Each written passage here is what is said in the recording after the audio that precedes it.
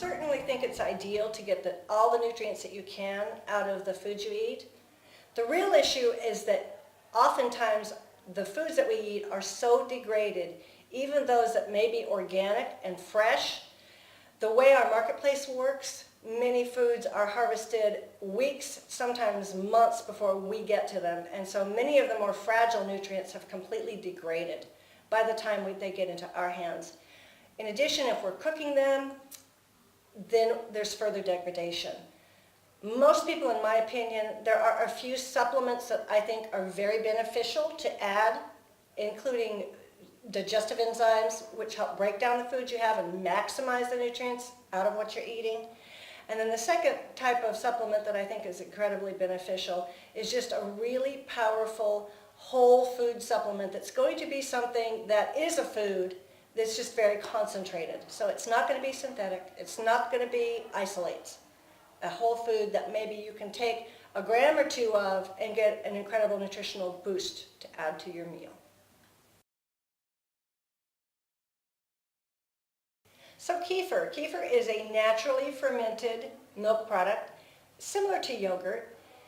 Kefirs have different levels of probiotics in them. Some actually don't have any live cultures at all, especially those that are highly sugared from the more conventional companies. I would be quite suspect as to the actual amount of live bacteria.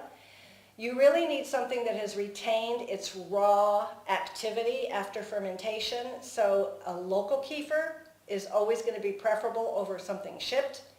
And just understanding that even in the best kefir, the best yogurt, the levels of probiotics you're getting can be a 10th or even a 100th of the level of probiotics that may actually be beneficial for your situation.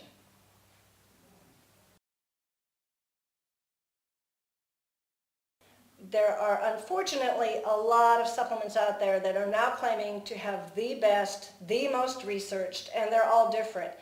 Why is that? Because bacteria are easy to genetically modify. And once you have your own strain of bacteria, you can patent it. And once you can patent it, you own it and you make more money. So just understand that's part of the issue. The secondary issue is, what is the quality control? Probiotics need to be inert and they need to stay inert. And they will last for a long time if they're kept cool and out of the sun. In other words, temperature controlled. Unfortunately, many companies promise their live culture probiotics from date of manufacture, which can be months before you buy it from the shelf. In the meantime, they've gone through a wholesaler, they've gone through a secondary seller, they're on the back wall of the health food store that you may be buying it from. I recommend that you do your research and try to find one that is going to be live and promised live cultures from the date of purchase, not the date of manufacture.